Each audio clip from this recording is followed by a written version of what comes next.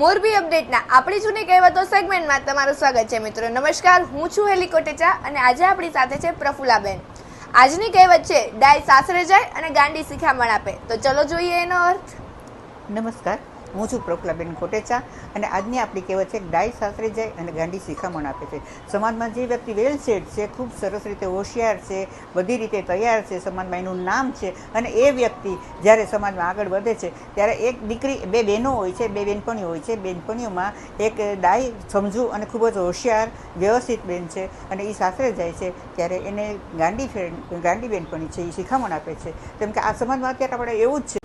આ સાથે જ હવેની કહેવત છે બંધ મુઠ્ઠી લાખની, ખુલ્લી મુઠ્ઠી રાખની। હા, તો આપણે સમાજમાં જોઈએ છીએ કે આપણા જે કાંઈ હોય છે રહસ્યો એ આપણા પૂરતા સીમિત રહે છે ત્યારે એ આપણે સારી રીતે એક્સપ્લેન કરી શકીએ અને સમાજમાં આપણે બહુ સરસ લાખના થઈને રહેતા હોઈએ। પરંતુ જ્યારે આપણા બેક સાઈડ છે એ જ્યારે ખુલ્લી પડે છે ત્યારે આપણી વેલ્યુએશન સાવ ડાઉન થઈ જાય છે। સમાજમાં આપણે કાંઈ હાવ નજીવી વ્યક્તિ તરીકે આપણે એમાં પંકાઈ જતા હોય છે। તો મિત્રો, આવી જ કહેવતોને, વિસરાઈ જતી કહેવતોને ફરીથી યાદ કરીએ અને આવા જ નવા વિડીયોઝ જોવા માટે સતત જોડાયેલા રહો મોરબી અપડેટ સાથે।